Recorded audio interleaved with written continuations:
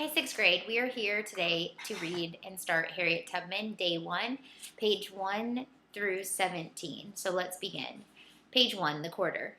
Chesapeake Bay forms the western boundary of the section of Maryland which is sometimes called Tidewater, Maryland, sometimes called the Eastern Shore. Here there are so many coves and creeks, rivers, and small streams that the land area are a little more than heads or necks of land, almost surrounded by water. In these streams, the ebb and flow of the tide is visible for miles inland, hence the name Tidewater, Maryland. In 1820, much of the eastern shore was heavily wooded. The streams were filled with fish. Game birds, wild duck, and snipe abounded in all of the coves and marshes. It could truly be said that every plantation thereabout at its garden gate had an oyster bed, a fishing bar, and a duckling bind. The plantation that belonged to Edward Brodess in Dorchester County was typical of this section of Maryland, for one of its boundaries was a river, the Big Buckwater River. It was more or less isolated. The nearest village, Bucktown, was a little more than a settlement composed of a post office, church, crossroads store, and 8 or 10 dwelling houses. There was an air of leisure about the planter's life here. Fishing and hunting were an integral part of it, just as it had been part of the life of the Indians who had practically disappeared from the eastern shore by the 1750s. The house in which Edward Brodess lived was very large. There had to be room for friends, his relatives, as well as his family. Visitors came from long distances and so stayed a month or two before undertaking the journey back home. There were extra rooms for the travelers, who carried the proper letters of introduction, because inns and taverns often offered uncertain lodging for the night. Edward Brodess was known as the master to his African American slaves. His house, which the slaves called the Big House, stood near a country road. The kitchen was small, a detached building in the rear known as the cookhouse. Not too far away from the Big House were the stables, where the riding horses and the carriage horses and the grooms were holsters were housed. Close to the stables were the kitchen gardens and the cutting gardens. Beyond these lay the orchards and the barns for the work of the horses and the cows and mules. The Big House, the cookhouse, the stable formed a complete unit. Beyond this lay the fields, the clear, cultivated land bordered by the forest. Out of sight of the Big House, but not quite out of hearing, were the quarter, where the slaves lived. The quarter consisted of groups of one-room, windowless cabins. They were built of logs that had been cut from nearby forests. The chinks were filled with mud. These rough-hewn logs were filled with sap, and as they dried out, the wood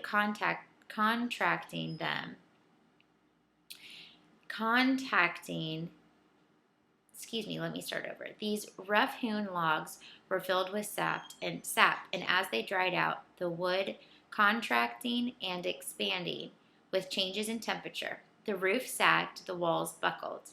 The narrow clay dabbed chimneys leaned over as though some unseen pressure were forcing them over. Seen from a distance, these sway-back cabins seemed to huddle together as though for protection. The fact that they were exactly alike, that they were surrounded by the same barren, hard-packed earth, furthered the illusion. The cabins were exactly alike, too. There was a crude fireplace, with 1 or 2 black iron pots standing in front of them. The hearth was merely a continuation of the dirt floor. When the wind blew hard, smoke came down the chimney into the room in puffs, so that the walls were smoke-darkened.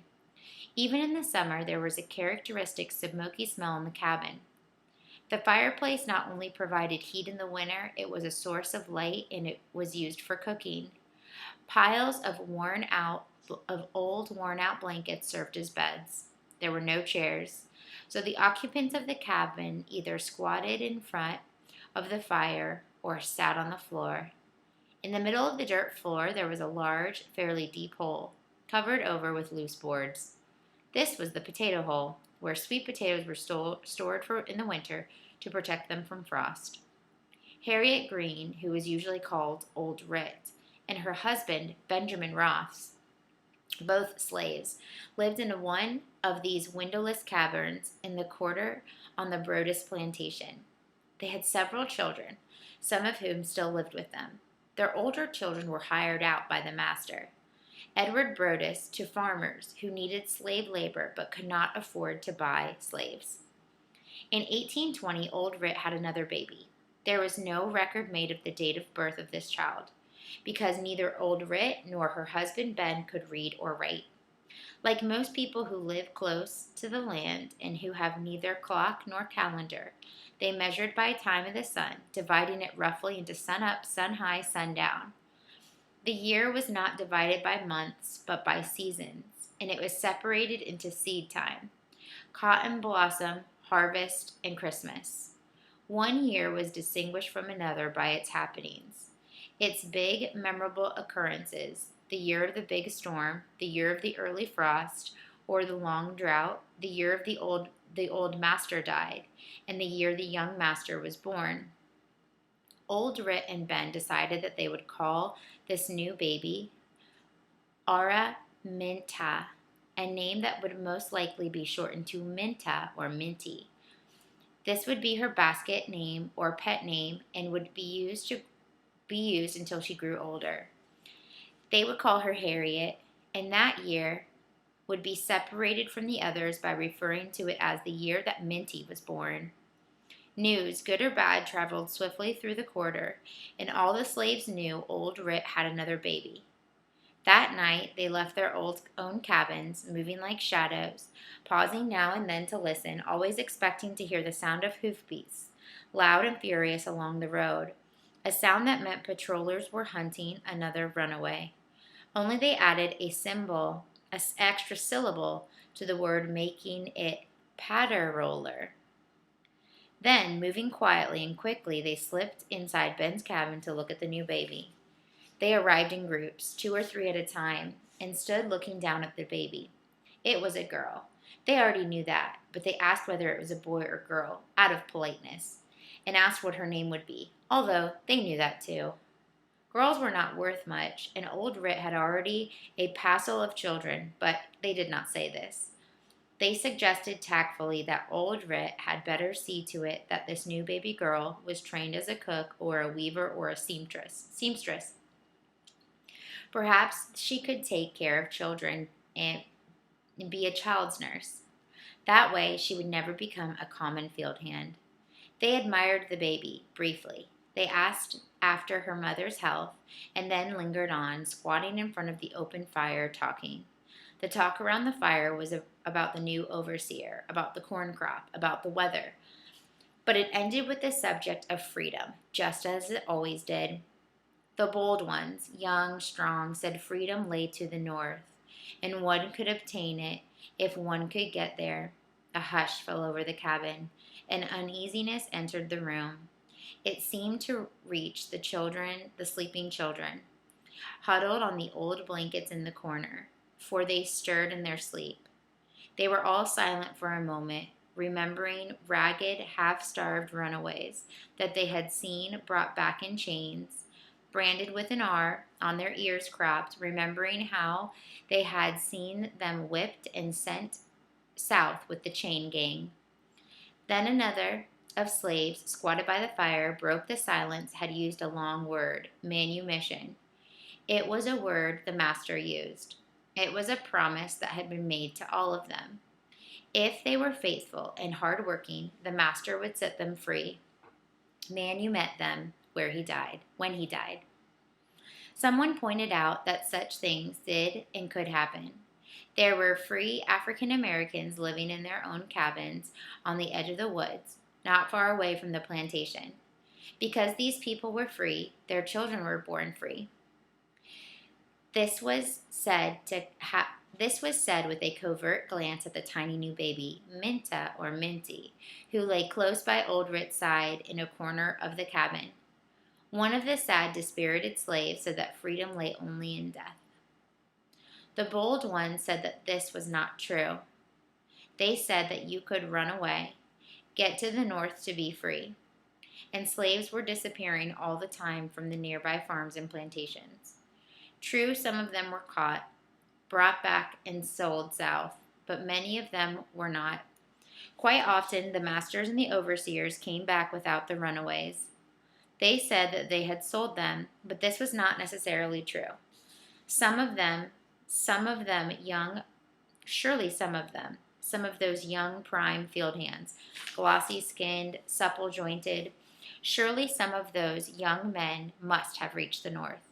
Yes, the others said, but how could one know? How could one be certain? Why did none of them ever come back? Why were they never seen again? It was cold in the north.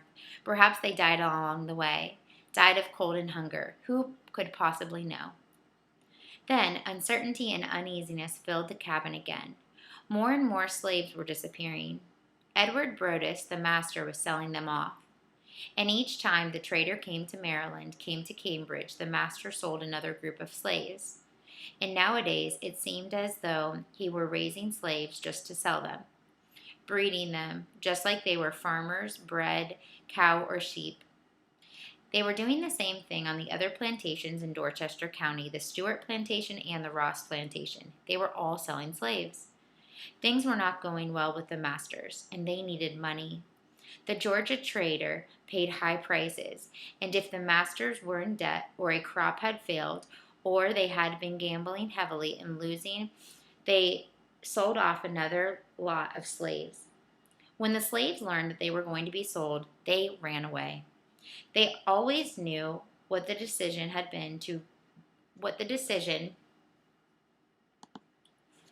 They always knew when the decision had been reached to sell them. They were afraid of the living death that awaited them in the rice fields, on the grape plantations, or the sugar plantations in the deep south, and so ran away. To the slaves, those words, sold south, sold down the river, carried the sound of doom. The masters used it as a threat to recalcitrant slaves.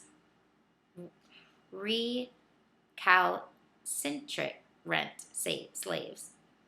The runaways that were caught and brought back down were immediately sold south as a punishment for running away.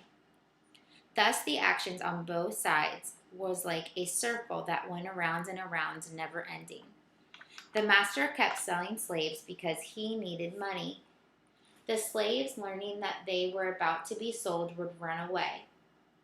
And the number of runaways from Maryland kept increasing, especially from the eastern shore, where the rivers and the coves offered a direct route north, where the Choptank River curved and twisted in a northeasterly course, and the whole length of the state all the way to Delaware.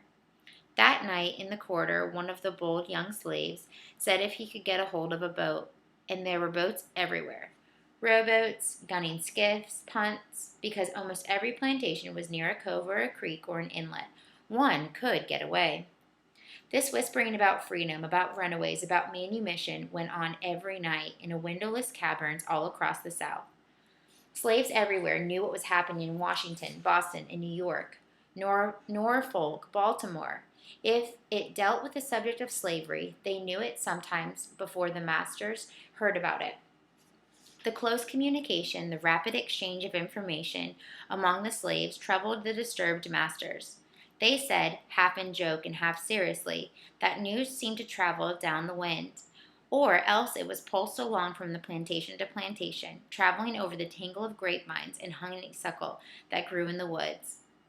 On the plantation of Edward Brodus, the slaves knew when the Georgia trader had arrived in Cambridge, the nearest city, and rented a room in the tavern. They knew it before Brodus knew it. The trader sent out printed notices of his arrival. Though most of the slaves could not read, a few of them could, and they told the others what it had said above the trader's handbill. Will pay top prices for prime field hands.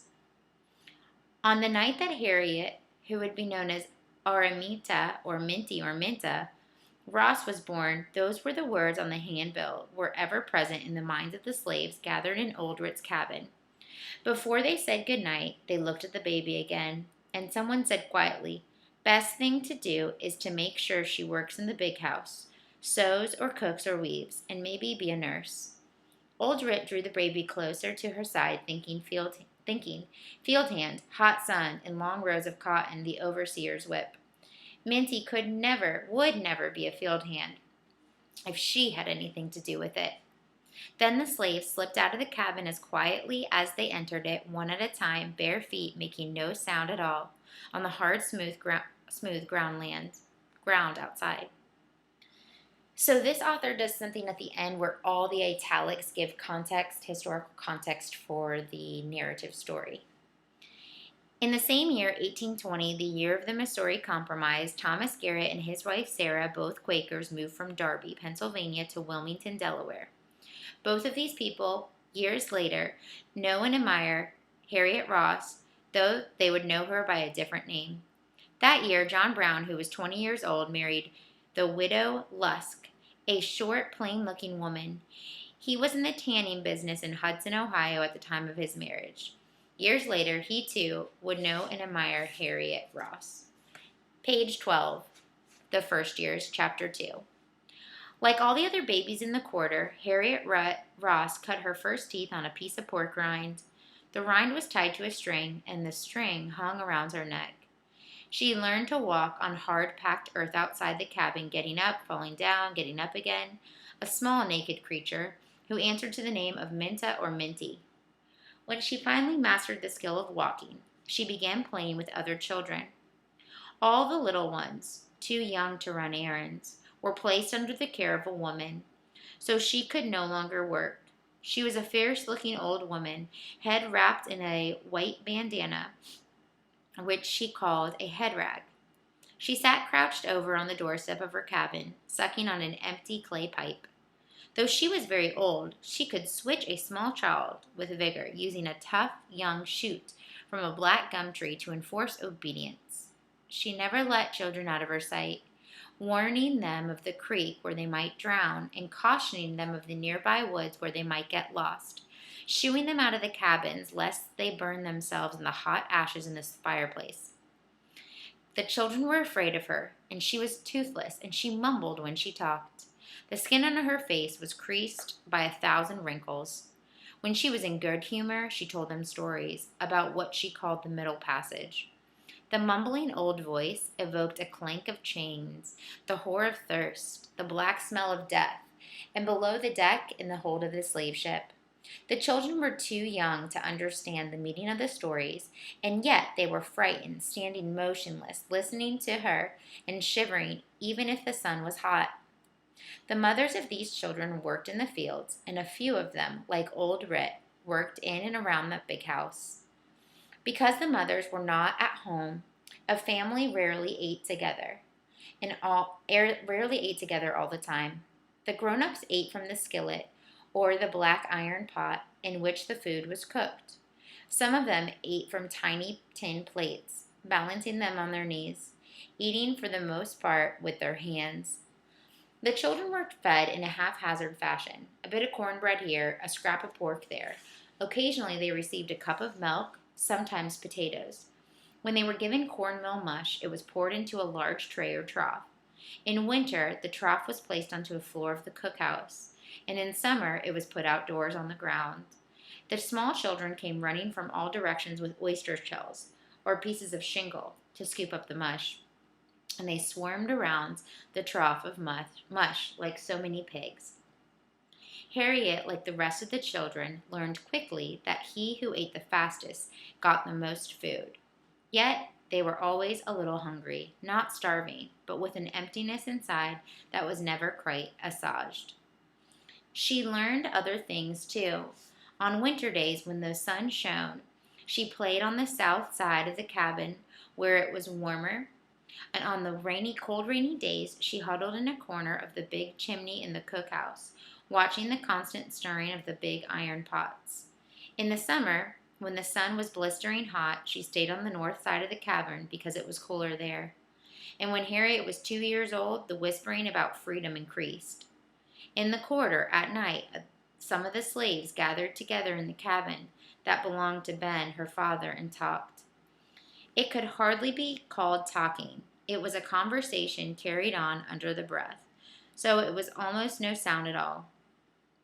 On the way to Ben's cabin, the slaves moved so quietly, so slowly, so stealthily that they might have been part of the night itself. As they edged through the quarter, there was not even the soft sound of a bare foot on the hard-packed earth. Not even the sound of breathing. Not a cough or a sneeze, nothing to indicate that a slave had left his own cabin and was paying a visit to another slave. There was fear and uneasiness all over the South that first year.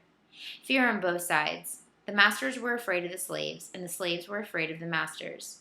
Yet the slave had to talk about this new, dreadful thing that had happened.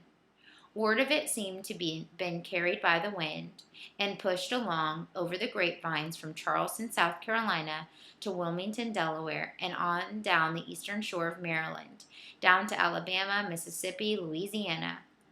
It was discussed all through the South in the slave cabins, in the big houses, whispered about, argued about at night, just as it was in Ben's cabin. They whispered about a man named Denmark Vesey.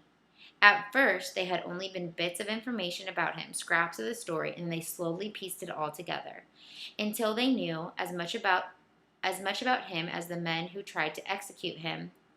Now, Denmark Vesey was a free African American. He bought his freedom when he was 33 years old. He had been a sailor. He could read and write, and he was always reading the Bible. He had told and retold the story of the children of Israel and how they escaped from bondage to a group of slaves who were his followers. He told them that all of the men were born equal. He said that it was degrading for a colored man to bow to a white man. Finally, he planned an insurrection in which he and all of his followers were to kill all the white people in Charleston, South Carolina, and free the slaves. And before the insurrection was to take place, he quoted from the book of Zechariah in the Old Testament, "Behold, the day of the Lord cometh, and thy spoil shall be divided in the midst of these. For I will gather all nations against Jerusalem to battle, and the city shall be taken." He had 2 men who worked closely with him, and he helped them make homemade pikes that were used in the insurrection. These men were Peter Poyas and Mingo Harth. They kept names of Denmark Vesey's followers, of the places where the ammunition was kept, and places where the horses, and the names of the slaves who looked after the horses. 2 days before the uprising was to take place, the plot was revealed. 131 slaves in and around Charleston were arrested. Denmark Vesey and 34 others were hanged. None of them confessed. The story went that Peter Poyas said, "Die silent," when one of the slave conspirators appeared to be weakening under torture. At night, when they talked of Denmark, they said that he had made life harder for the rest of them, and they shivered when they said it. It was no longer safe to walk along the roads at night, no longer safe to walk around the plantation where they lived at night. These were the laws now, because of Denmark. The new laws took away what little freedom of movement they had. A slave caught on the road, alone without a pass, would be whipped.